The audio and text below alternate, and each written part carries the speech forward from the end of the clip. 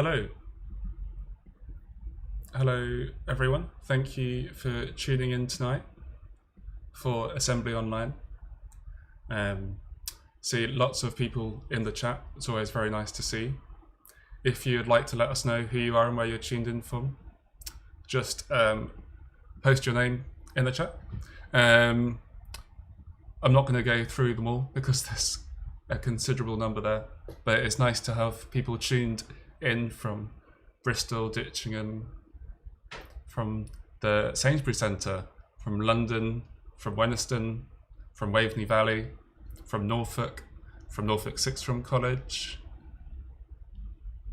from North Norfolk, from New Forest, from Norwich, from Harston, from Wenniston, from Kennington, from Great Yarmouth, Falsham. The international audience continues. National.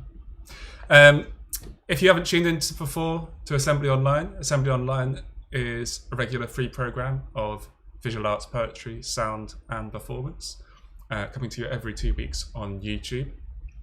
If you'd like to hear about future events, I can post a link in the chat. A link I should have ready. And do sign up and hear what we've got coming up, including the summer show. Tonight's event is hosted by Original Projects, who are based in Great Yarmouth, and will be joining us tonight with Mark Cator from Utter Nonsense.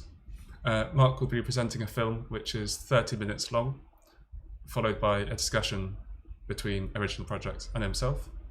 I'll be back at the end for a bit more chat, but I'll be passing over now to Mark, who'll introduce the film.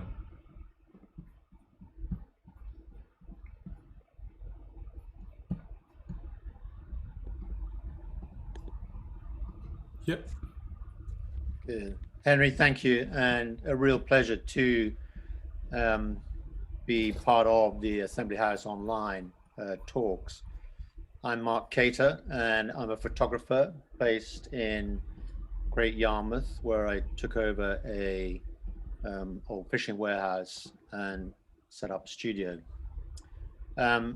Last February, I was actually just before we came on air with Caboose and Jules of Original Projects. They invited me to make a film, which was going to be part of a series of films screened at St. George's Theatre in Great Yarmouth. The overall brief was based on the interpretation of landscape in the region. And I decided to focus on the 19th century pioneering photographer, Peter Henry Emerson, a photographer who was sort of kept out of the limelight for a considerable amount of time, up until about 1975, when Nancy Newell, who was a photographic researcher and writer, wrote a book about Emerson. And from that point on, he was then considered one of the founders of modern photography. I mean, the moment Emerson sets foot in the region of East Anglia, he falls in love with it, and made an extraordinary set of albums and portfolios, a total of 8 in all, which was a poetic documentary of the world that he was experiencing. But what makes him interesting is, at the same time, he sort of wielded a mighty fight for photography as an independent art form for a period of about 10 years, at which point he then completely leaves the scene and denigrates everything that he's done within photography itself. My film, Finding Emerson, is a tribute to the man, plus a journey of my own understanding of photography. And I was driven by a commitment to put this remarkable body of work back into the limelight. The film is deliberately lyrical, and I hope you enjoy it. It's about 13 minutes long. And what of winter? Dead time, my man, with days set in motion by a hair's breadth of dawn. Graveyard weather, when the cold wraps around you like a coat that you want to be rid of, and the trees stand frozen into 1,000 alleluias.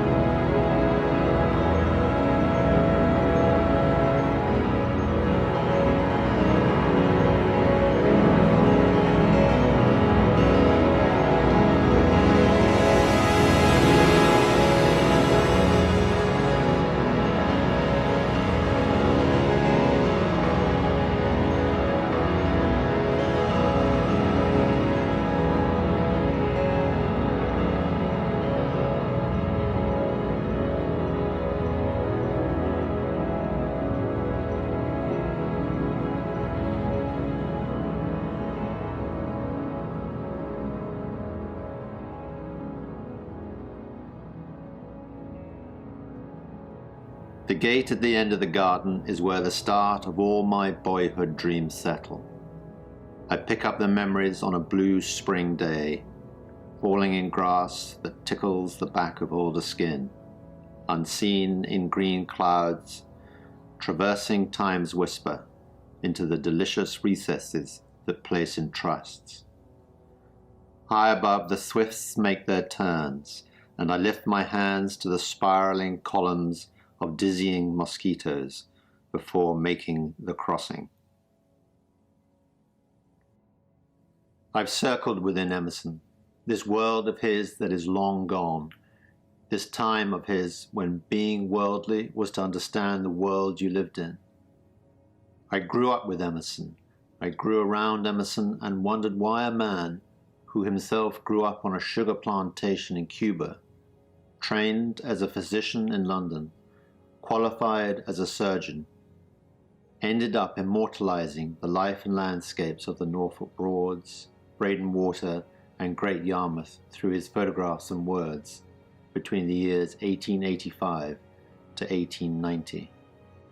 His photographs transcended everything when I was young, that there existed a time governed by seasons, that worlds existed within worlds. To laze a day watching a blue sky or passing cloud, lying in the litter of dead reeds, with the inscrutable gaze of Emerson looking on, I knew I would struggle to find the world he lived and photographed.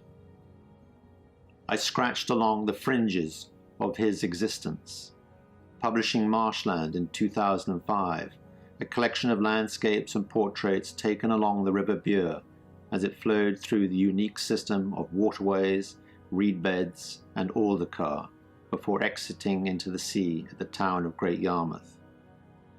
For me, this was a land of waterborne dreaming, 1,000 alleluias, eerie incandescence, songs of laughter, hangdog days spiked by the onrush of a storm, people known or met and subsequently cajoled to stand in front of the camera like the freezing of time and weather. Here was that place to hide, run free, shout, catch onto a cloud, or wallow in isolation. After Marshland, I began to photograph a passing world. I looked at the man-made, the chronology of destruction and creation. I grappled with the paradigms of convenience and confinement and the nostalgic visual legacy of the post-industrial landscape.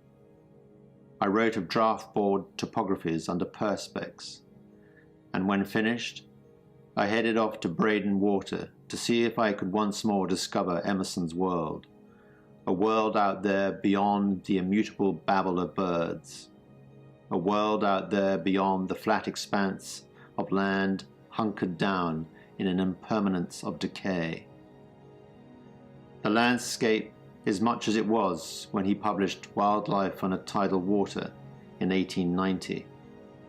I'm able to roam this expanse of wilderness at will, and when I bring to life his photographs, there is something utterly absorbing to realize that we have lost an existence which had audience with its surrounds. The punt gunners, smelters, wherrymen, and wildfowlers in P.H. Emerson's photographs have long disappeared, but the sentiment of place remains, endlessly steered by the vast skies and the daily churn of the tides. Peter Henry Emerson, photographer, artist, naturalist, physician, writer, the list is endless, died in 1936, all but forgotten by the art world he ignited in the 1880s. It took until 1975 and the publication of Nancy Newell's book, P.H. Emerson, The Fight for Photography as a Fine Art, for the world to realize that he was one of the great pioneers of modern photography and how, through his determination and weight of belief, he had changed the perception of photography for all time. He entered photography in a blaze, casting aside the prevailing artistic attitudes, convinced that the photographic discipline had been constrained by an overdependence on topographical accuracy on the one hand and on manipulated pastiches of paintings on the other. He set about challenging the photographic establishment. He championed his technique of differential focusing, where only one part of the image was in sharp focus and all else fell away into being marginally less focused. He worked out an aesthetic based on photography's unique powers. He wrote the first manual on straight photography as an art in its own right, which was aptly described as a bombshell dropped at a tea party. He passionately believed in pure photography and its power to convey truth to nature. He was the first to utilize photography and text to explore the relationship with subject. He was tireless in his pursuit, a whirlwind, enigmatic, opinionated, brusque, arrogant, but above all, honest. He railed against the leading exponents of art photography, saving his fiercest invectives for the likes of Henry Peach Robinson, with their combination prints, classical studies, and sentimental pictorialism that fed into the Victorian ideal of country folk and their ways. Robinson felt that it was beneath him to photograph labourers or peasants going about their lives, and went to elaborate ends to recreate his saccharine fantasies in his studio. Emerson, meanwhile, was explaining to a packed room at the Priory Hall in Great Yarmouth that art was enslaved except when the artist went to nature for his subject matter. And he did just that, spending 3 months with his great friend, the painter T.F. Goodhall, moored out on Breydon Water, in view of the sea-stained town, in a cranky old houseboat, the Electra, and a beery giant of a fisherman called Joey. He records in prosaic detail the characters he meets or who drop in to visit him. Reading the text of Wildlife on Tidal Water, we come to know the fisherman Hansay, the hunter Pintail, the smelt fisherman Crab and Cyclops, and we join the crowds in the pubs discussing medicinal cures and ghosts. Emerson experienced the lives of those he photographed at first hand, spending far more time in listening to their stories and observing their daily routines than he would photographing them. Although he saw his work as art photography, his output in the form of extensive portfolios with descriptive text was more in the realm of concerned documentary photography. He was tireless in his pursuit, rigorous in his determination, and his words and images speak not only for his supremacy as an artist, but for those he photographed and their way of life. Never before had text and image been paired together with equal attention given to both, and in the 10 years between 1885 and 1895, he produced 8 astonishing portfolios of photographs, blending the scientific with the artistic, with his call of truth to nature, and in doing so, launched photography itself onto a trajectory from which it never looked back. He exited the world of photography in as dramatic a way as his entry, and in his enigmatic style, he left the stage with a blistering treatise on the death of naturalistic photography. After his last and arguably his best portfolio, Marsh Leaves, which he published in 1895, he laid down his cameras and never took another photograph, spending the next 40 years as if he was a stranger to himself, still writing, still corresponding, still the restless, tireless spirit, but as if he too was finding Emerson.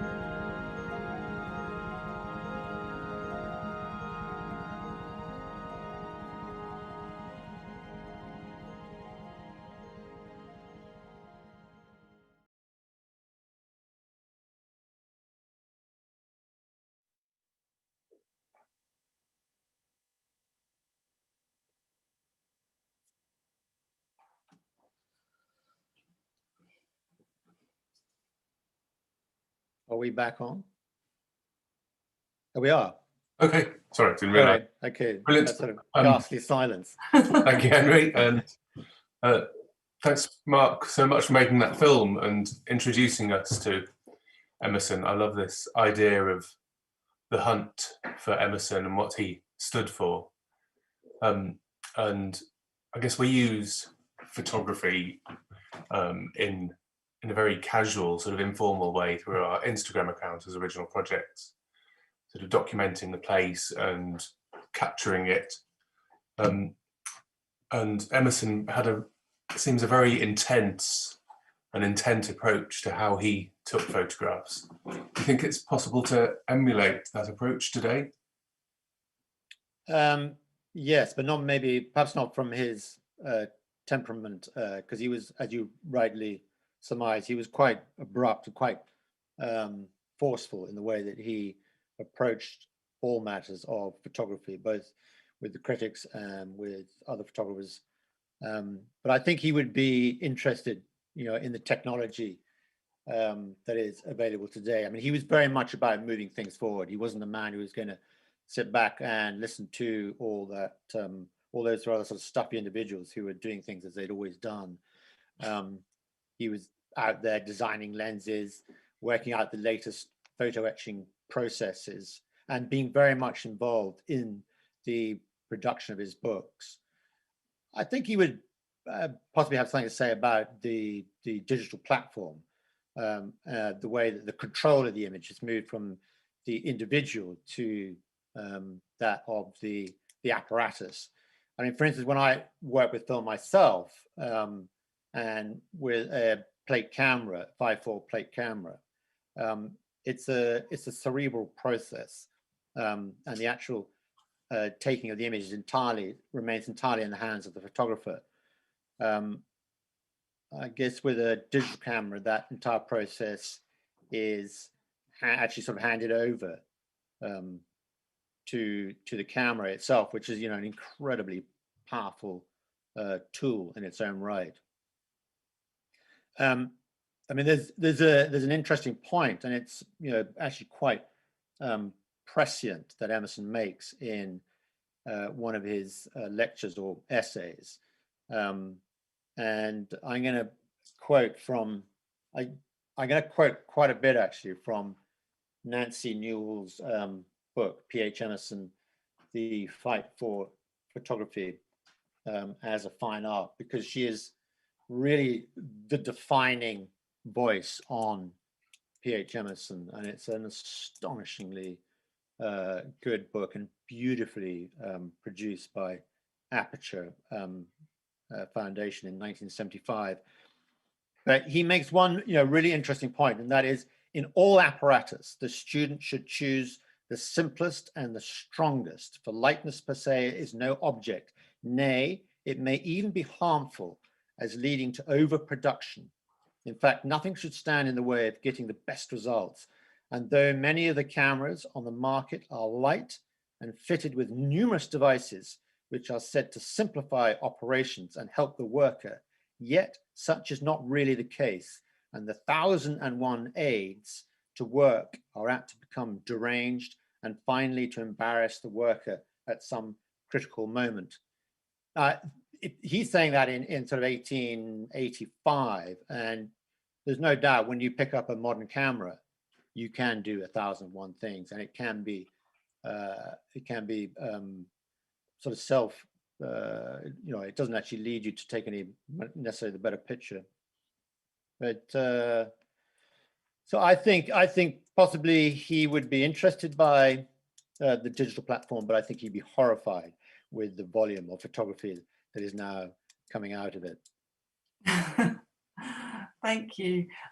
So he clearly had a curiosity for the apparatus and for life, going on your previous response, and certainly for sort of the educationalist approach to passing that knowledge on through his lectures and his books. And you mentioned Emerson's naturalistic photography for students of art, but what was his impact on the world of photography itself? I mean, massive. Here's an outsider. He comes in from nowhere. He blows in like a north wind from the continent and picks up a camera in 1882. And by 1895, he's gone. He's just sort of, he moves out. But in that time, he not only takes on with the photographic establishment, he proves his worth by taking and producing these extraordinary albums. The paper, The Naturalistic Photography for Students of the Art, which you mentioned, was a critical turning point, because in the film just shown, I think I quote one critic's view, that this call to arms was like a bombshell dropped at a tea party. He challenged everyone and everything. Nothing was sacred. And Emerson was, you know, he was not the sort of person to hide under a bushel. Once he got the bit between his teeth, he was off. And whether you were John Ruskin, who was sort of the leading, you know, art critic at the time, or one of the artists of the day, his invective could be ferocious. In Nancy Newell's book, she writes that no book, because he made this the naturalistic photography of students of the art, he made into a book. No book in the history of photography, or perhaps in the history of art, has ever caused such a vitriolic abuse, and at the same time such ecstatic praise. So the world, he divided the world absolutely down the line. But what is really of importance here is that the statements and philosophy behind Emerson's polemic was picked up by at that time, the very young Alfred Stieglitz, who was working as a photographer in Berlin, but was soon to set up shop in New York and become one of the major influences in the history and the development of photography. And this is why when Nancy Newhall is researching her book on Emerson in the 70s, she realized that it was Emerson who was undeniably one of the founders of modern photography, because from Emerson you get Stieglitz, from Stieglitz you get Edward Steichen, and then you get Paul Strand and Edward Weston, Man Ray, and so on. But the sadness possibly for Emerson and possibly definitely for this country is that where America really picked up on the thinking around photography and the possibilities of photography being an art form in its own right, back here in Britain, once Emerson in 1985 revoked his belief in photography as an art form, the establishment went to work and effectively buried the legacy of Emerson and sort of sank photography itself behind a firewall of stuffy painters desperate to protect their own standing in the world of art. And it's interesting because the first time that a major gallery, sort of state-backed gallery in this country, put on a photographic show of photography and that was at the Tate Modern, was in 2006. I mean, there had been a show at the Royal Academy of Arts to celebrate the 150 years of photography in 1989. But it was the 2006, the first time. I mean, can you imagine that? The first time that you have a photographic show on a major basis in 2006. Now, this had already been going on in MoMA in New York since the 30s. So they had fully understood the values of photography.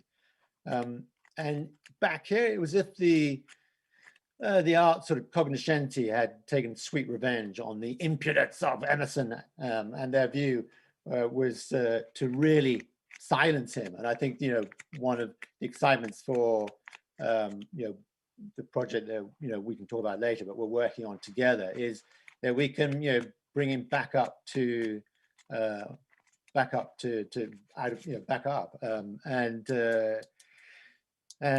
yeah, I'm really sort of looking into that a lot actually later in the year. Excellent. Well, going back to the bombshell dropped at a tea party quote, which really resonated with me when we were listening to and watching the video.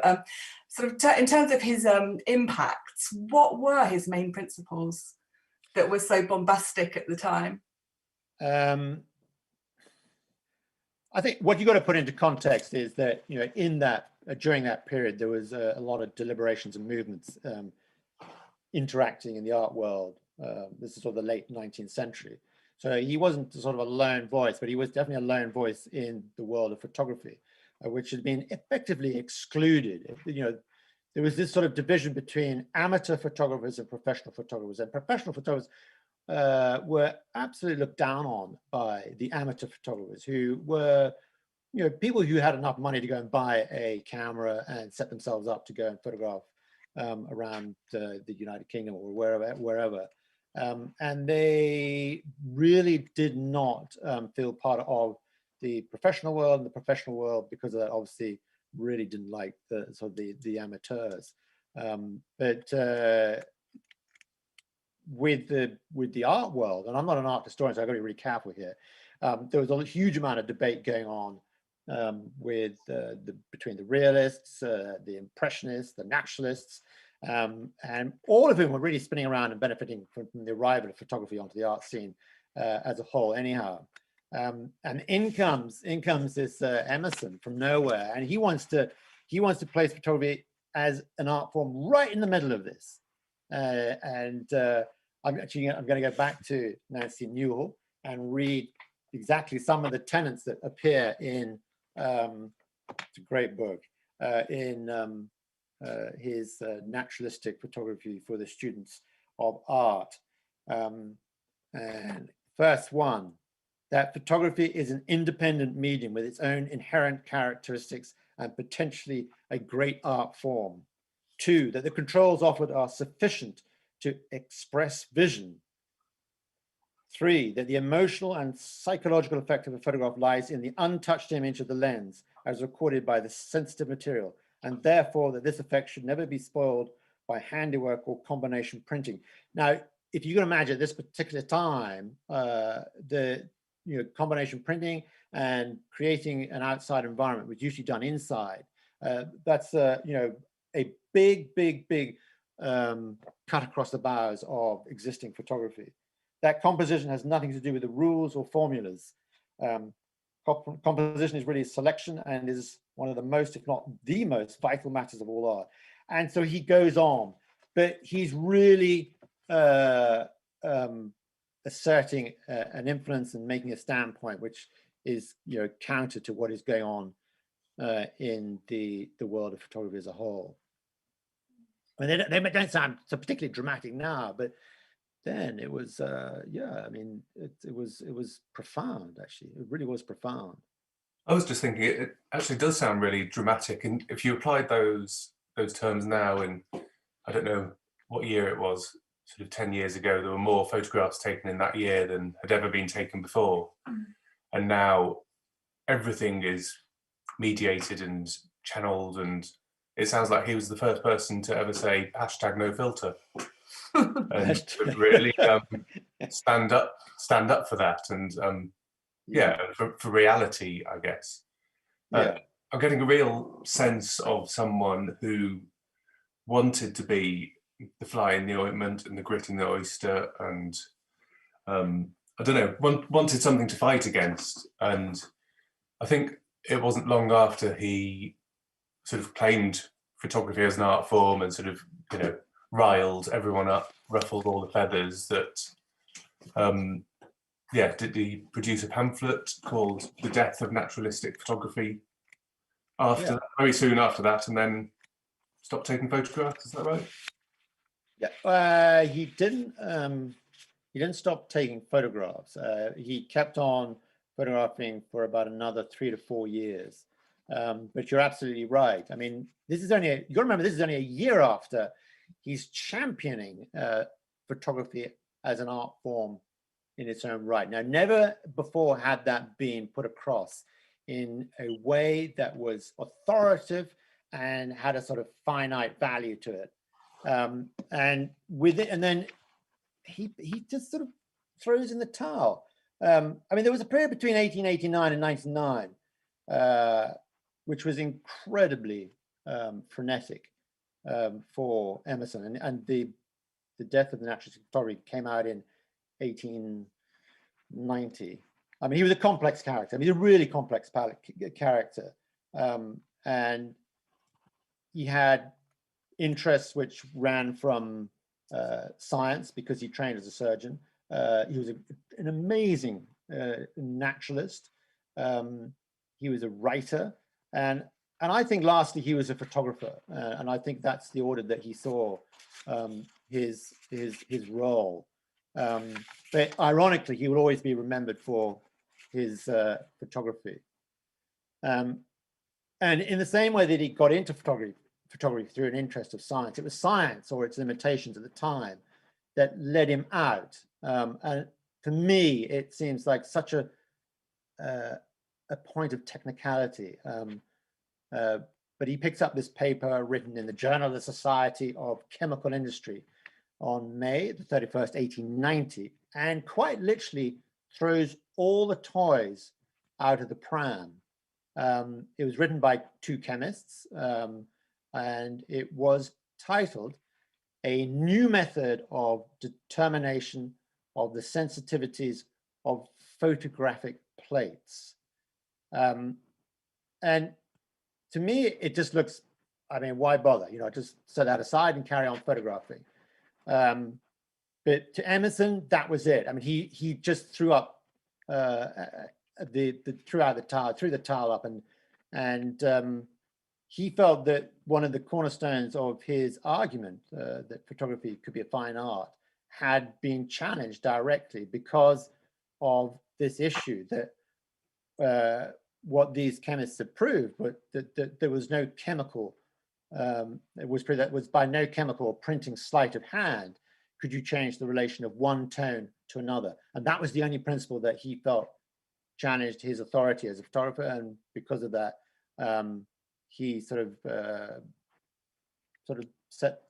writes this pamphlet, Death of Photography, and a few years later he gives up photography almost entirely. But I don't know. Some part of me thinks that he was looking for a way out, in that he had created this sort of celebrity around himself. He'd created this huge debate around photography, and for him, it's all getting in the way of what he wanted to do, which was get back on the Broads and go cruising on his sort of houseboat, the Maid of the Mist, and leave all of this behind, all that he fought for, leave it all behind. In effect, he did that. I mean, he didn't stop. I mean, he kept on photographing, and between the years of 1890 and 1892, he publishes Wildlife on a Tidal Water, which is, you know, his great body of work based in Great Yarmouth and Breydon Water. He works on literary projects, the English Idylls, The Son of the Fens, East Coast Yarns, makes notes for his compendium, Birds, Beasts and Fishes of the Norfolk Broads. And, you know, all the while he's still, you know, photographing out in the marshlands and the sort of around Norfolk and Suffolk. He then sort of decides to head off to Wales on a whim and starts writing about Welsh fairy tales and other sort of strange things, which seems quite odd. And then his sort of his last portfolio, which he published in 1895, which was Marsh Leaves, which is by a lot of people considered his best body of work. And when he's published that, he hangs up his cameras and leaves the stage, and is gone. And when he dies in 1936, there's nobody who remembers him. So that was sort of 40 years without taking a photograph. He's totally forgotten. It's really sad. Yeah, it is quite sad. Yeah. Well, we've been talking quite a lot, haven't we, with yourself about the projects that and the potential around working for Great Yarmouth. And thank you for your film, because we can really see, and we know because we live here, that it is beautiful and it's very photogenic and it's magical at times. And actually, I mean, the comments, we'll look at them in a bit, but I don't know, that it was really refreshing, but also really calming. And, you know, it was a nice thing to immerse myself in for a moment after having been on a computer all day. But thank you for sharing that again. And I didn't know that he ended up in Wales. That's new to me. So following on from the conversations we've had, it's very focused on the Great Yarmouth side of things. But I'm really interested to know what brought him here in the first place, and how lucky, as a consequence of him coming here, we are really. But yeah, what brought him here in the first place? He was he spent 10 years training as a surgeon in London, but the college that he was doing his degree in had the department in Cambridge, and so his young family were living in Cambridge, and then he decides to rent a cottage in Southwold, and when he arrives in Southwold, he has this sort of eureka moment, and suddenly, you know, determines that actually all he wants to do is to become a photographer. And he all but sort of sets aside, he finishes his studies, he gets his Bachelor of Medicine, he gets his Bachelor of Surgery, and completes both. But I think at that time, sort of, we're talking about 1883, he's already decided that he's going to pursue a life as a photographer. While he's in Southwold, he makes this trip up to Great Yarmouth, and like sort of Daniel Defoe and Charles Dickens before him, just falls in love with the place, and is inexplicably drawn to the town and what it has to offer. And it's worth noting here that it was in a packed room at the Priory Hall in Great Yarmouth in 1886. So we're looking about sort of 3 years on, that he delivers his first broadside at the photographic establishment with his lecture, Photography, a Pictorial Art. And then he decides to do that fully on wildlife and tidal water, and really gets embedded with the life on Breydon Water. And this is one of the interesting things about Emerson. He's not somebody who would just go into a situation or to a group of people and sort of work around on the edges. He gets right in there.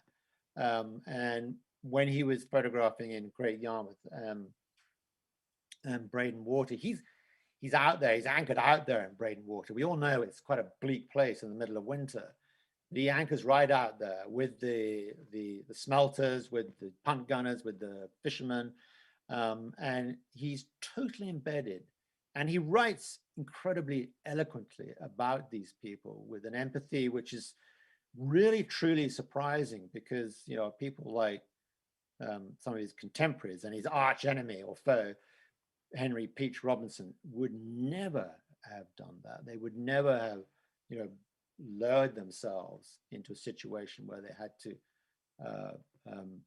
be at the same level of as the laborers or the peasants that that Emerson was engaging with.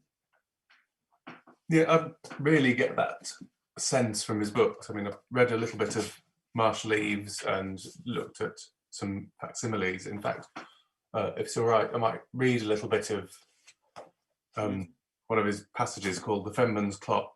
And for me, it really, I don't know, it feels like a photograph in the way he sort of observes the details and gets the character of this person who he's obviously very familiar with and observed. So The Fenman's Clock.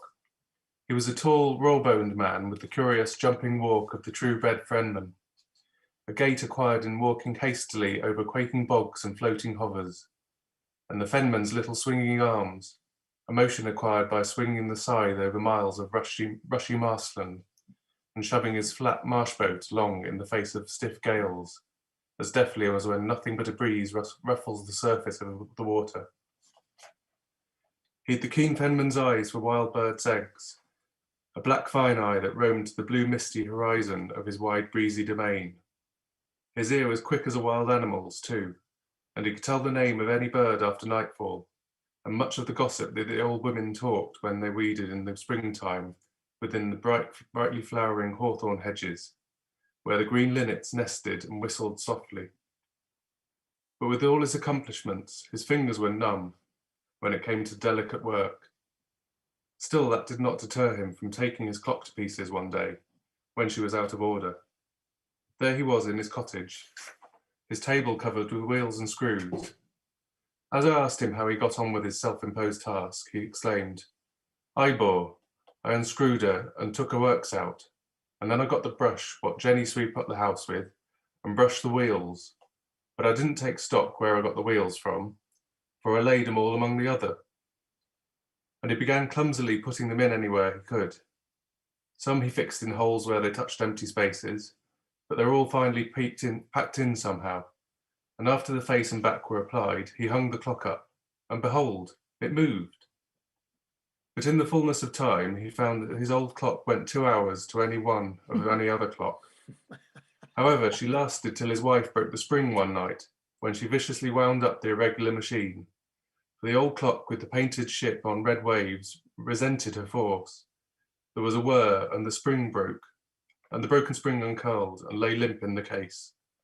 Yet the fenman was in no way disheartened. He took the works out as before, and taking the mainspring and a bolt, he heated the spring to a red glow, and bending it to the bolt, as he would a willow wand for trapping moles, he secured it with a crooked piece of wire gathered from a pop bottle. Or, as he said himself, I stopped the end back so that it didn't undo. When I got the gripe onto her, then I shipped her and screwed her in, and away she go. But she wanted a lot of winding up after that. So I took her to the clockmakers, and they set her right, and she runned all right for 2 years, when she got grimy and wouldn't keep time. But I soon found the best way to clean her, and I always do that every year now. When she's dirty, I take the works out and boils them in the saucepan for an hour. Then I stands them on the hob to dry, and after that I grease them with paraffin, and she do go right beautiful. Look at her. And the clock struck all it could in vindication of the cleaner. I think that's just an amazing little story, it really, apart from the Norfolk accent, I'm sorry about that. I didn't really bother trying. But yeah, it really, I don't know, and looking through Marsh Leaves, it feels really contemporary in the way it tells a story. It feels like Sebald almost in the way it sort of matches pictures, photographs and stories. And I think he did around 8 albums of images and text. And I just wonder whether that was that his complete oeuvre, or did he have a lot more that we don't see? Yeah, well, I mean, by the way, Caboose, that was great. I mean, that was a fabulous passage. I've never heard it, and I was really enjoyed that. It's sort of, I mean, he's a very eloquent writer, and his empathy with what he's writing about really shows through. And the Norfolk accent, well, I mean, that was sublime. Kind of. Very funny. No, well, his output is actually very limited. He did these 8 albums, which is actually phenomenal because they are, you know, quite large books with text and writing. Text and image, and beautifully put together. But the images that we know about must number just over about 200. Now, I mean, you know what it's like in this age. You can go out just to do a simple shot of something, you know, maybe in the garden or out in Great Yarmouth, and you take 200 images without batting an eyelid. But that was his entire output, and he never. And the interesting thing about him is he never left East Anglia. There's not a single photograph apart from he did this sort of really quite dull body of work called The Complete Angler on the River Lee, which is just north of London. Which was a sort of co-production and was a commission. But apart from that, he never goes outside of East Anglia, and essentially never goes outside of really Suffolk and Norfolk to take his photographs, which, I mean, it's extraordinary. I mean, you've got to remember his contemporaries would have been whisking off all over the United Kingdom and then Europe and Africa and Asia. But he stays put. I mean, I find that really remarkable that he remains tied absolutely to one place. One of the things we were talking about earlier, and I'm going to get up Nancy Newell's book, and especially after that's the book. After your recital from Marsh Leaves, what we were talking about, I know, is the social aspect of his work, the sort of social documentary of his work, and he writes about a farm or a cottage that he comes across, and you'll see in the slideshow after this the woman who he's talking about. The more we have studied the peasant life from our point of view, the more fearful does it appear to us, a terrible struggle for the bare necessities of life, if his health fails or his family starves. The cottages in Out Plate are tenanted by peasants, more prosperous than some we know. Yet even here, what a life. The scanty cubic space filled with air poisoned by the organic exhalations of the 8 human beings we saw sitting in the one room, where the hard-worked mother was preparing a coarse meal for the delicate children. Pure air and good food they needed, and neither could they get. The day was biting cold, but we were glad to get out once more into the air and escape from that ill-smelling dwelling. In our plate, we see the young mother crossing a slippery ice-glazed plank, which bridges the frozen dike, to call her husband to his dinner. He has been ill with fever. So he's very aware of the plight of some of the people that he's coming across, even though he does write, in quite a poetic discourse about a lot of the images that he takes. There was one of his portfolios, in fact, which he was nearly taken to court about, because he lambasts several of the land owners for neglecting their responsibilities towards their tenants and towards the farmers. But in the end, it didn't go to court. So he was willing to challenge the status quo, but at the same time uses an extraordinary eloquent language to describe what he's seeing. Yeah, his use of language really is, well, he uses it to state his claim and I don't know, fight his battles, I guess, but also conversely to really sensitively describe something and just observe. He sort of, I don't know, flips between the two, in quite a magical way, I think. Yeah, you're right. That's a better word. Magical. It is magical, and very observational. It's very experiential. Yeah, I don't know if that's a question at all.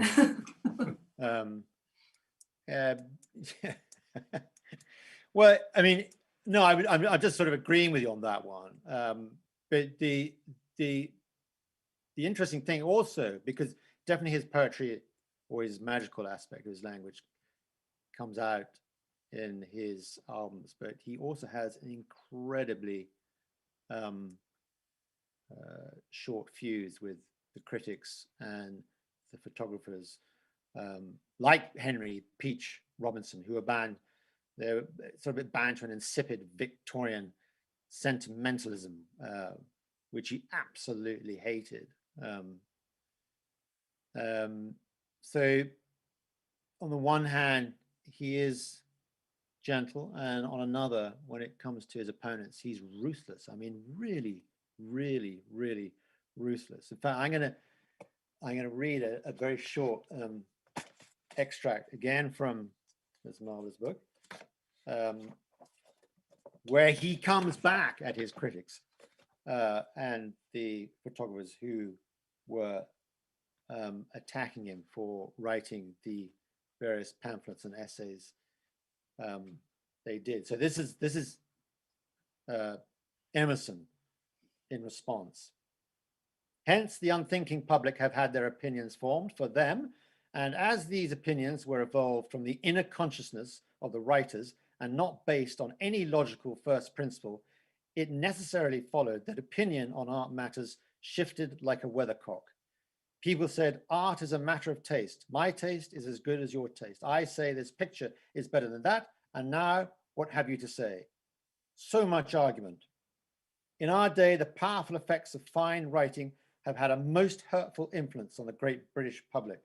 One of those spasmodic elegants, Ruskin, the very John Ruskin, who is seen as an absolute god, has made it a point to scoff at any connection between science and art, and has flooded the world in beautiful writing in which his power lies with dogmatic assertions and illogical statements. He has treated botany, photography, political economy, and I know not what other subjects in a style which, had it been the work of a sixth form boy at a good school, would have secured a well-merited punishment. Yet these false stones, in their beautiful setting of fine writing, have procured him as many worshippers as his hero Turner and lesser leading lights. And he sort of goes on, and then it's a question whether this writer is worthy of a happy dispatch. If so, I propose killing him on a more public stage than this. And lastly, in our own branch of art, one writer, Robinson, his lifelong foe, Peach Robinson, has served up a senseless jargon of quotations from literary writers on art matters, a confused bundle of lines which take all sorts of ridiculous directions and which this worthy impresses are necessary to make a picture. The bulk of the work contains the quintessence of a blend of literary fallacies and art anachronisms, and yet in spite of all these wiseacres, many a beautiful picture has been produced which has defied every law. So he doesn't hold back. The gloves are off, and he really, really gets involved in a correspondence of immeasurable amount of letters, which I won't read out. He sounds like an incredible character. And you really sort of illustrated that here. And I really liked in your film as well. I really would like to spend a time in a pub. Wouldn't anyone, with him talking about medicinal cures and ghosts? That's fantastic. Yes. But, I mean, it's a different time completely, and in terms of his practice, we can call it a practice now in the contemporary world that we occupy as artists and creatives. But sort of thinking about your own work as a photographer and the conditions that we are amid and within, and those, and also the sort of the luxuries that affords. Obviously, we're occupying this location, Great Yarmouth, the edge of the country. The landscape is similar, but changed, obviously, because of the types of industry that take place on that and people making their living off the land like they used to. But as a photographer, do you see yourself as similar to Emerson in some of your principles, or how you your compositional values? I don't know. Is that something that you can relate to? Yeah, I think, if I was to look back at the work I was doing in the 80s and the 90s, then yes, I was very much influenced by Emerson's approach. But I think that's about as sort of as far as it goes. If I would, I need to go about another 12 inches and have a moustache if I was to physically look like him. And maybe, I suppose, he was... he was very much a polymath, and I would only see myself as a sort of monomath, if there is such a thing. And I see myself very much as a photographer, and I don't think that he did. I think he saw himself, as all the other attributes that he made good in his lifetime. Although I do, I do remember a meeting with a picture editor in London, and after the meeting, he looked me right in the eye and said, "Mark, a meeting with you is like being a rat cornered by a Jack Russell." So maybe I do share some of Emerson's temperament, if nothing else. Channeling Emerson. That's a good thing. Yeah. Oh. So Emerson, we talk about him all the time. We've become more familiar with him as a man, as a photographer, through our conversations with you. Surprisingly little known in this area. I have surprised, but also I say that there are occasions where I meet someone who I would think had never heard of him, wouldn't even engage with photography, and they champion him as a local person. So I guess there's a lot that we can be doing to bring his profile up and kind of expose him, excuse the pun. But do you know why that might be the case, that he's a bit lesser known around these parts? I think you have to look further than just Great Yarmouth and the area towards getting a sort of feel of that. I think there's a lot of snobbery at play. There's a lot of snobbery with photography anyhow, from other mediums, and that would have had a probably a huge influence about how much we remember of Emerson. And you've got to remember, he was very abrupt, very arrogant, very sort of forthright. Didn't even go out of his way at all to make any allies in the art world. In fact, they took them all with a weighty sword. So that didn't help. And then the fact that he was actually only working as a photographer for this extraordinarily small amount of time. I mean, we're only talking about 9 years. You know, most photographers that, when we look at the history of photography, are doing it all their lives, and they very much see themselves as photographers. So he breezes in and breezes out, and without, you know, anybody knowing his arrival, and and nobody really sort of really understanding his departure. And you know, if it hadn't been for Nancy Newell, I think he would still be forgotten.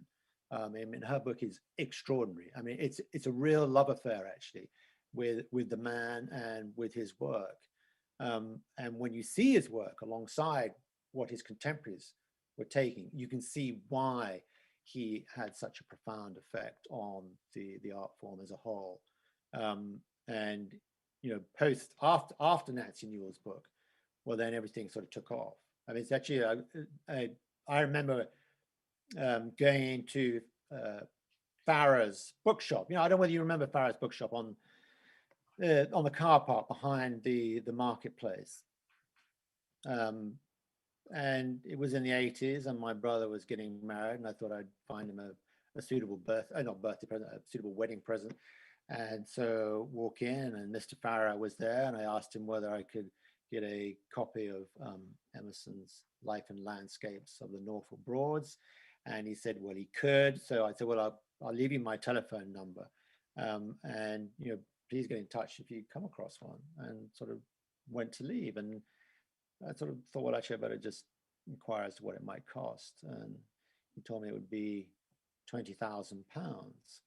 So needless to say, my brother did not get a copy of Life and Landscapes on the Norfolk Broads for his wedding present. But the interesting thing is, prior to Nancy Newell's book in 1975, he said that you could have walked into my shop and I would have had a copy and I would have sold it to you for 60 quid. What happened, as soon as he was identified as a founder of modern photography, the Americans just bought everything, and other book dealers and all the rest of it. He was a very enigmatic man.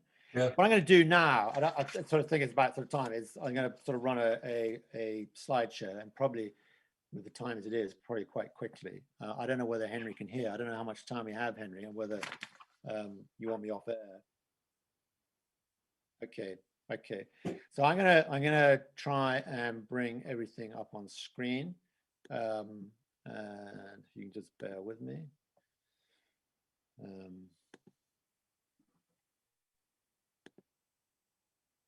Okay. So is that on the screen? That's good. Yeah. Yeah. Okay. Very familiar image. This is sort of one of the most iconic images of Emerson's. It's probably one of his first images that he ever took, and is considered the perfect exemplar of what he was trying to deliver within the world of photography, and the actual sort of taking of the photography, where he was using differential focusing, which basically means only a part of the image is in focus and everything falls gently away out of focus. And you can notice here that the point of focus and the light is held firmly on the water lily being plucked out of the water by the young girl.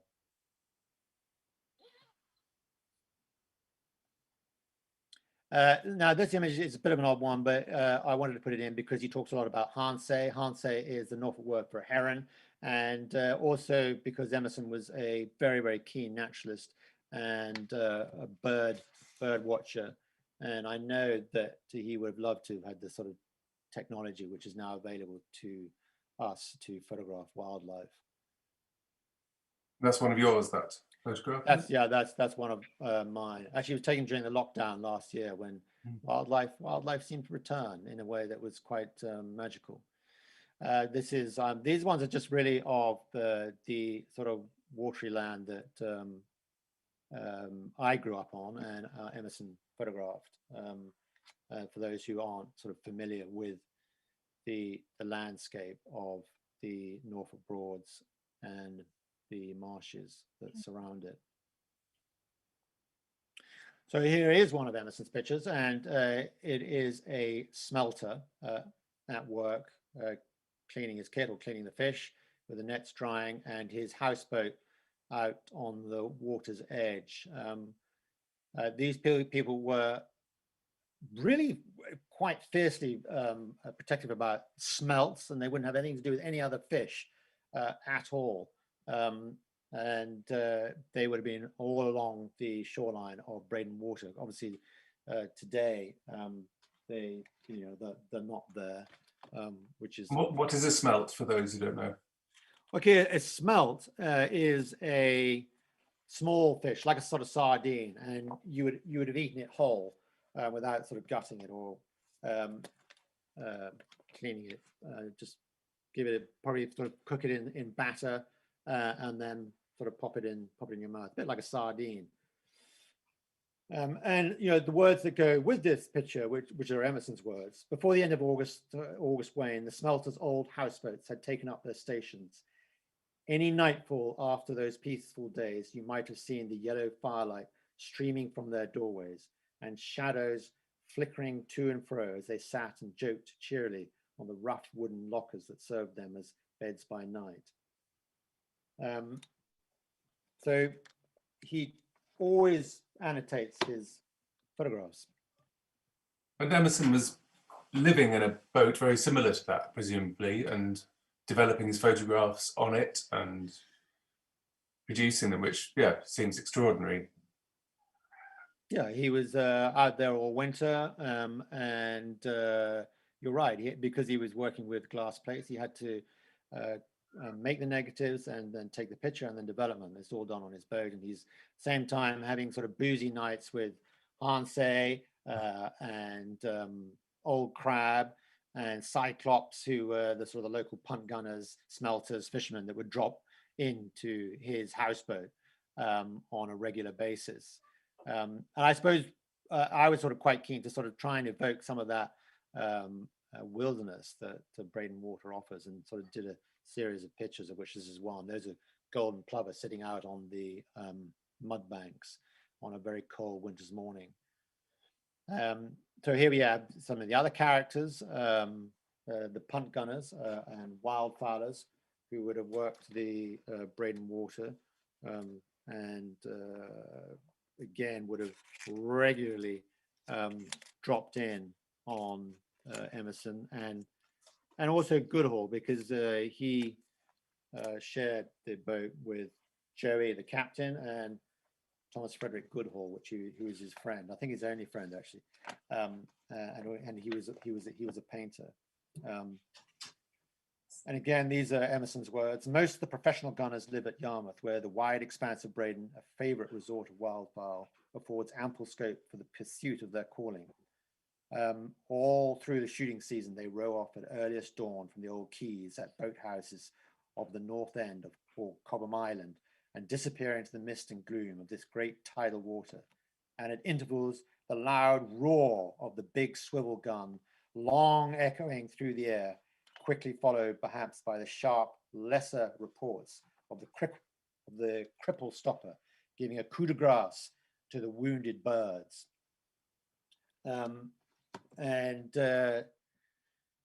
Moving on, this is actually my brother, not in Norfolk, it was in Essex, who found an old punt gun, and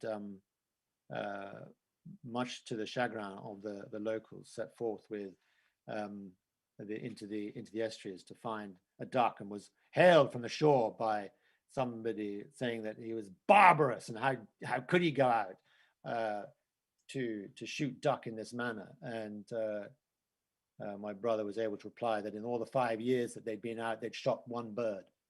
I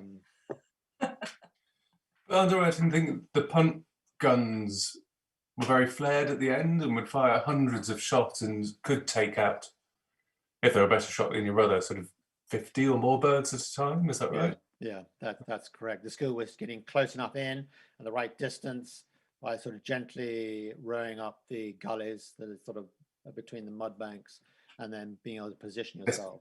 When wildlife was a lot more prolific than it is now as well. Yeah. I'm not trying to suggest that these punt gunners were angels. because they were after anything which had a value on its head. So this is actually a photograph of one of Goodall's paintings, which is included in the portfolio Wildlife on a Tidal Water. And again, this is sort of my interpretation of sort of being out on the Electra. I mean, Emerson was a way hardier individual than I could ever be. And he was definitely a man's man. Because frankly, living out on Breydon Water in the middle of winter is not everybody's cup of tea.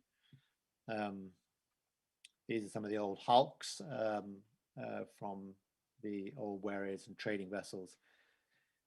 Again, out on Breydon Water, and then this is one of Emerson's picture. And so this is, you can see that this is frozen. This is cold. I mean, he's out there, so it's not easy. And he's got to develop and expose and work with big, heavy cameras and big, heavy tripods. This is sort of the entrance coming into, for those who don't know, the entrance coming into Great Yarmouth from Breydon Water.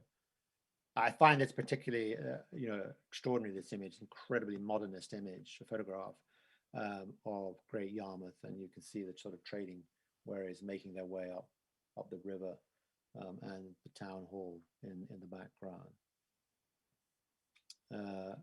This is the fishing drifters going out to sea.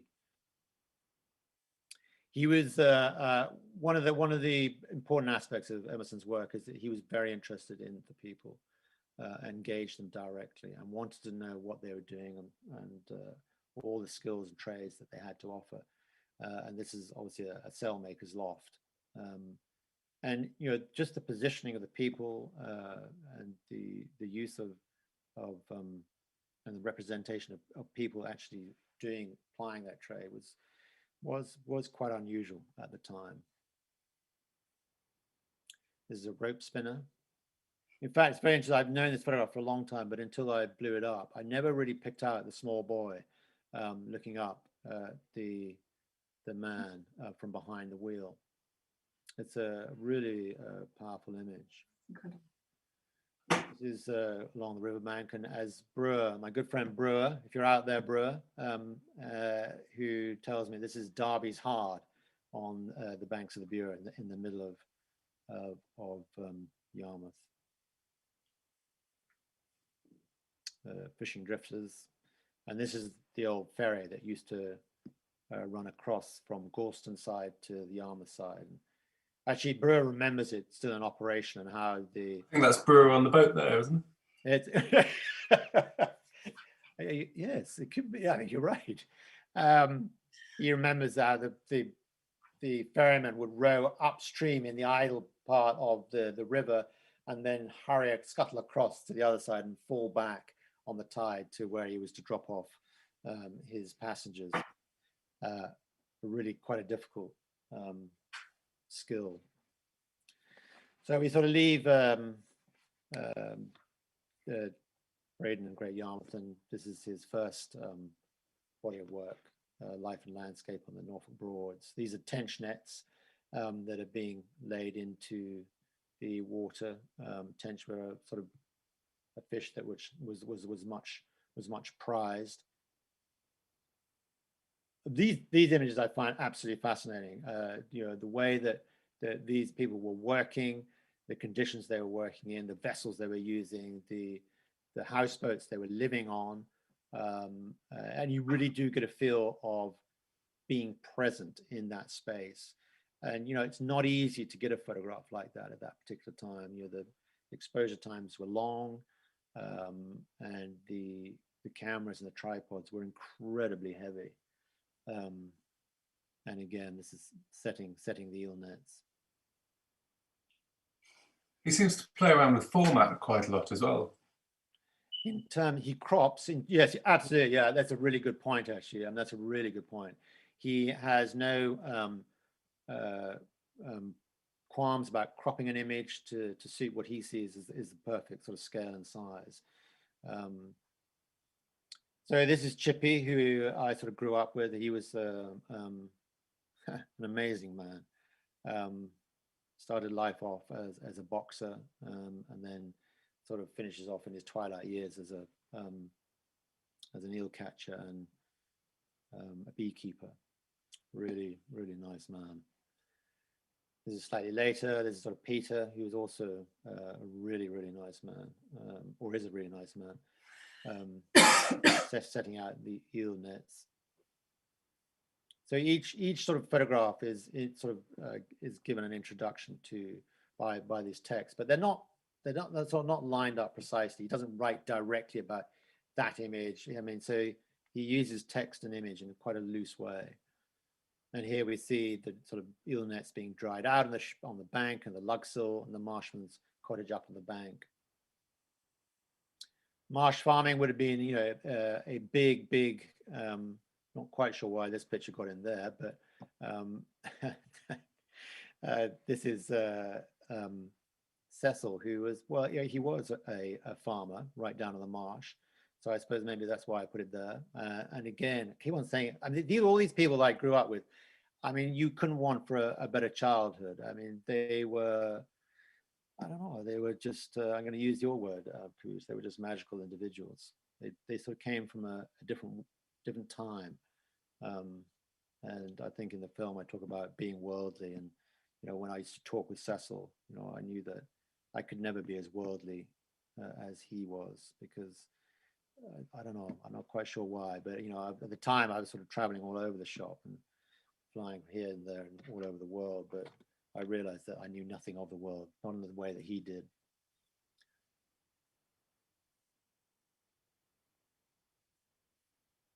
Now, I learned something really interesting about this image. These are marshmen coming back off the marshes. They're carrying, I think they're called meeks, with these sort of short-bladed scythes. But it wasn't until an exhibition this year at Hoppen Gallery in London that one of the people he was interviewing identified there's some fingerprints, right? You can't really see them actually, fingerprints right on the edge of the image. And I've always wondered why they're there. And because Emerson was he was a real perfectionist. And he reckons they were there because he was sort of leaving his signature on the side of the print. And this is the sort of marsh hay being brought in at the end of the day. It's an interesting image because this is, you were talking earlier, Caboose, about sort of cropping and image ratios. He uses the image on the right, on the left, sorry, in an album, and then the image cropped again on the right, which he uses as his last image in his last portfolio, Marsh Leaves, and he calls it The Last Gate, and it's sort of quite it makes it feel sort of quite emotional actually. So this is, again, Noel and John. Noel, who sadly actually died a couple of weeks ago. I mean, what a gentleman. I mean, just a remarkable man, and yeah, great individual. Very, very sad. That's Herbert, who was probably one of the last full-time marshmen who was working the marshes around where I live.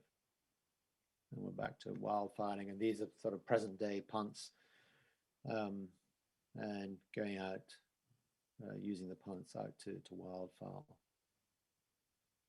Whereas in Wherryman, the wherries obviously fell out of use as the trains and the sort of infrastructure of roads and railways sort of moved in. And here they're loading up a cargo of wood up at Coldershore, which would probably have been taken down to Great Yarmouth to for the smokeries. They were also, plied sugar beet and various agricultural produces. This is a pleasure wherry, still sailing. Here we have a photograph of harvesters, which is very much in the vein of some of the realist painters like Herbert Lethang and Bastien Lepage. And of course, he was very influenced by the French realists and the English realists, George Clausen. and he was very aware of what they were doing. Again, showing the plying of trades. Here is an old man grafting. Not sure what he's grafting, but he's grafting probably a pear tree or an apple tree onto a stump so that you can get new growth, sort of crossbreeding.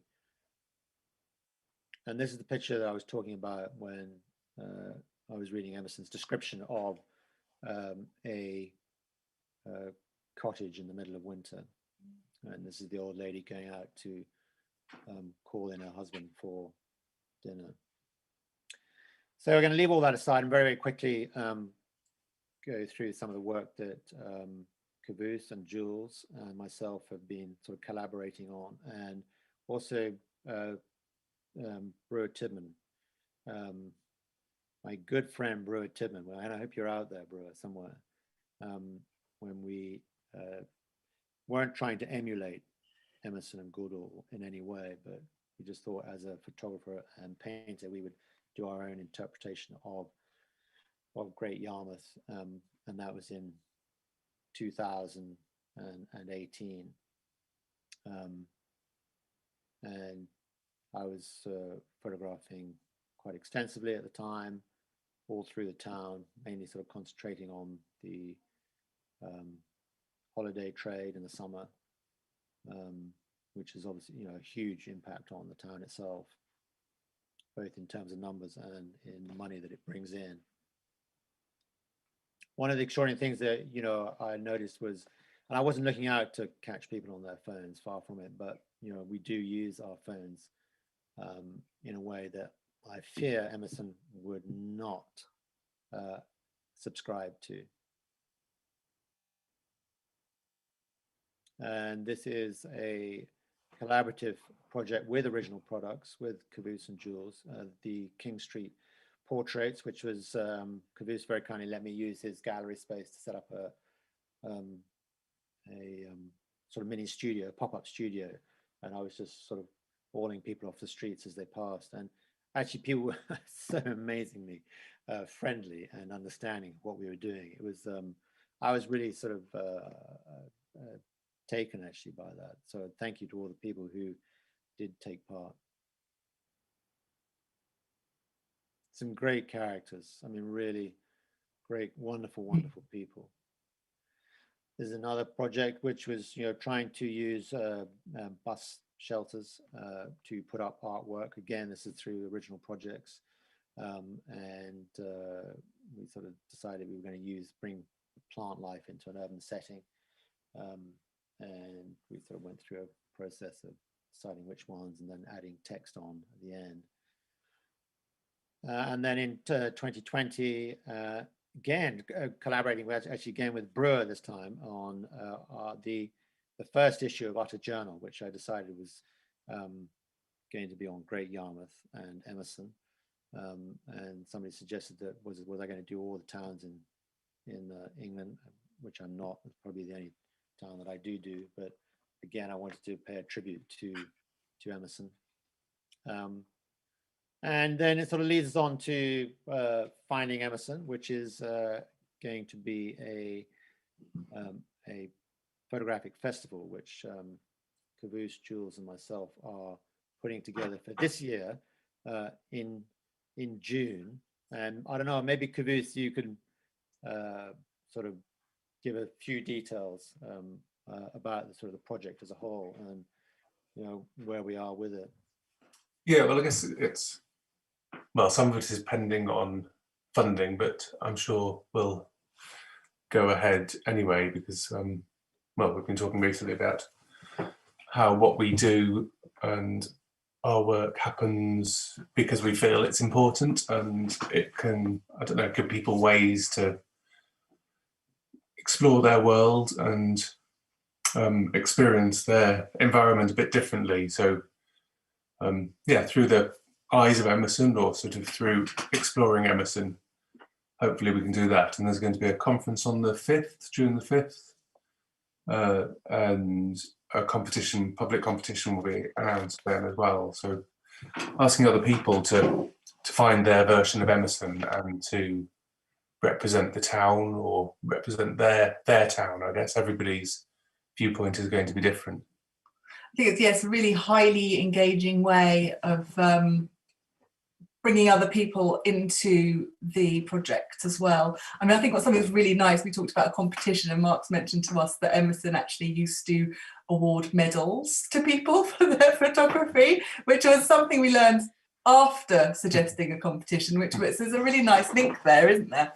And I don't know, in terms of the sort of the placemaking work that we do, it's not necessarily destined for always for a gallery space, and we just definitely want to sort of use the environment that we're in to ask questions of it, but also kind of celebrate heritage in a really sort of interesting living way. Yeah,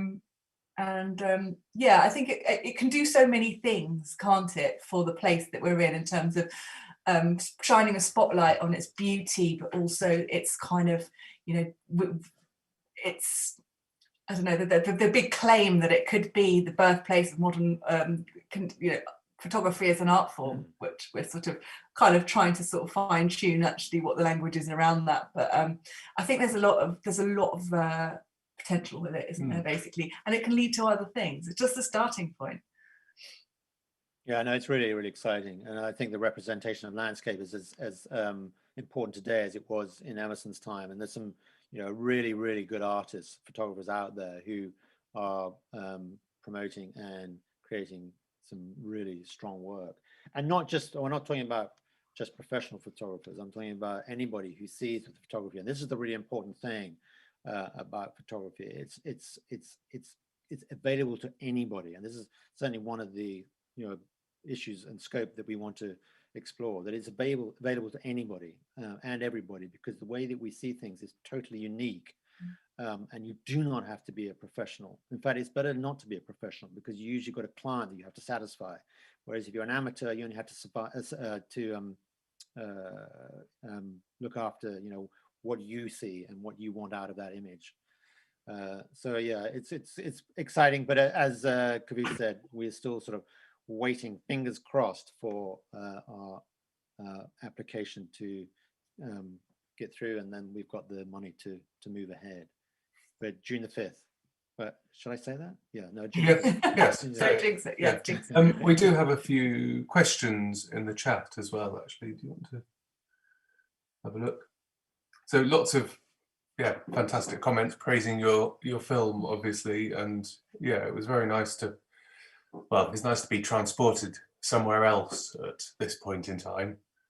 You know, a pub would be really good.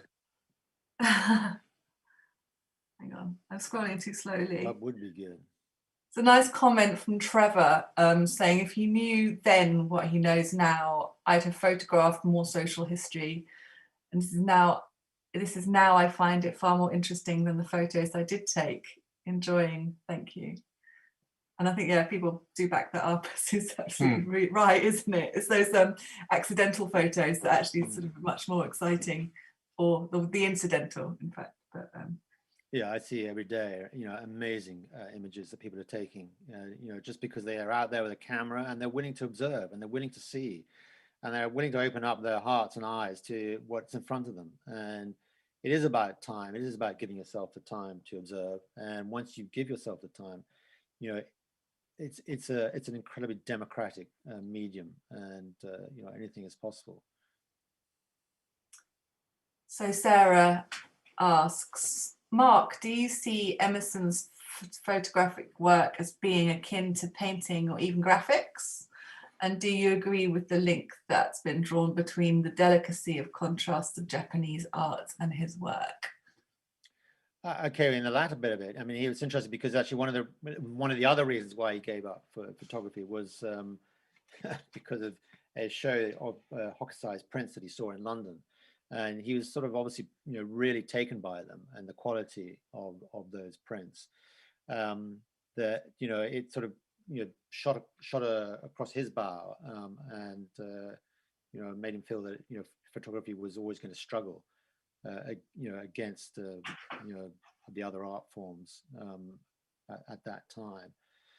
The first bit of the question is, oh yes, no. Well, it's interesting. No, he definitely did not see his work as being akin to a painting. In fact, he railed against the fact that anybody could see his photographs as being akin to a painting. I mean, one of the great attributes of the time of those entrenched in what was going on, like Henry Peach Robinson, was one of the greatest compliments of your photograph was if somebody said, "Wow, that looks just like a painting." And for Emerson, that was absolute anathema. I mean, he didn't want his photographs to be seen as a painting. How about graphics?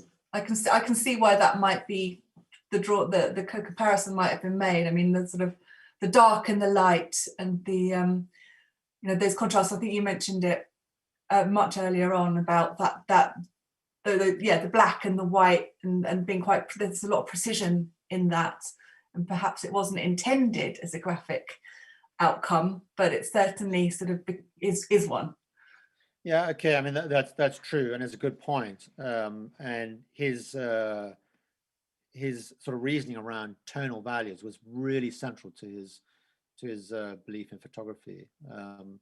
And once he felt that he could no longer fully control that, he sort of again had doubts about photography as an art form. I mean, for me, these appear like his comments on that sort of appear as a really sort of technical issue, and I wouldn't get hung up about it personally. But in terms of graphic art, he makes the sort of, quite a sort of a strong statement about graphic art, because when he suddenly decides to walk away from photography and writes Death of the Naturalistic Photographer, he says, and what's more, photography will sink below even that of the graphic artist. He wasn't a man to mince his words. No, I was actually thinking earlier who in contemporary life he might be like, and the only people I could think of were actually really obnoxious, the sort of people, I don't know, like Clarkson or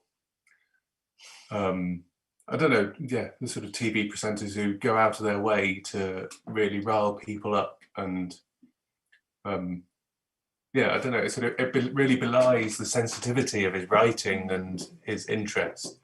But I don't know, this is obviously something I'm imagining. I'm sure he was a lovely person. I don't think I would describe him as a lovely person, and I'm not in any way want to be an apologist for Emerson's character, and neither would he want me to be. I think he was just very forthright, and he was a visionary, and he was in a hurry, and I think that actually worked against him in the end, because he just wouldn't hold back. He was always on the attack, and he was always, you can tell, as you said, in Marsh Leaves and in a lot of his texts with the remainder of his portfolios, he was always just happier with people who understood what he understood, which was the natural world. And he was a naturalist and a scientist, and he saw the people working in the land in exactly the same vein. He saw them as both those, as scientists and naturalists. So he had this very strong affinity with them. But anybody who sort of dared to come in from the outside and remonstrate against what he was doing or his values, then he goes on the attack. He was a complex character, really complex character. Some of those photographs, they're really heroic. The people who are working in the landscape, they feel really powerful, and he really raises them up and gives them strength. And and of course, this was the time, as I said earlier, that Henry Peach Robinson was sending his assistants out into the countryside to buy the clothes off the laborers and the peasants, and then bringing them back, dressing up his friends, and then commissioning somebody to paint a sort of bucolic scenery as a backdrop, and then making his photograph, because he felt that was the right way to do it. And of course, Emma was saying, this is ridiculous. I mean, dirty your hands, get out there, man. Stop pretending, stop sort of driving this sort of Victorian sentimentalism, because it's worthless. I'm enjoying his authenticity, actually, and I think that's something that we try to achieve through our work and in our approaches to working with the place that we're in, certainly. And it's a constant challenge, actually. I don't know, if your presence in a situation is always going to change it, isn't it? So I don't know, it's something that we always question, isn't it, Yeah. along the way? Well, I mean, most photographers will go into a subject or a situation and they'll photograph the hell out of it and then get away from it, and without really engaging with the people around them in a way that, say, Emerson would. I mean, he was quite the opposite. He would go in as a photographer, but he would spend far more time in understanding the people that he was photographing and engaging with them. And then he would think, well, okay, I'm going to do a picture. And because, you know, he only took 205 pictures. So he wasn't shooting off a whole lot of film. But that, you know, you definitely feel that that came secondary. So, you know, as photographers today, we've got an awful lot to learn. And this is respect for what it is you're photographing and an understanding, a deep understanding of what it is you are photographing. And of course, there are some amazing people out there doing just that and producing extraordinary work. So important. That's so And it's great that he's got you to champion him now and bring him to all our attention. So that's Yeah. Be more Some good work. Emerson and grow a moustache. Yeah, but I'll have to stand on a box to reach his height. Good. Maybe we should wrap up there, and next time we see you, I don't know, Henry, did you want to say anything? Wave us goodbye? Henry's gone. Well, has anyone got any more questions before we wrap up?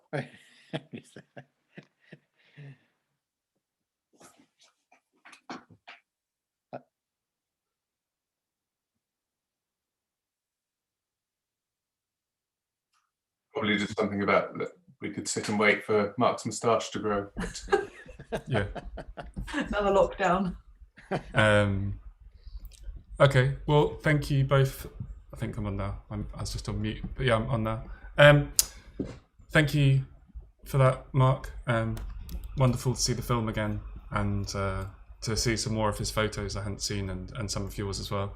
And thank you for Caboose and Jules for inviting Mark and hosting. And nice to hear about events booked in and things to go to as like general positivity for later in the year. It'd be nice to come back to Yarmouth. Just a few points of things that are coming up on Assembly Online. In 2 weeks we have Oven by Returning with Jonathan P. Watts with an event to be announced.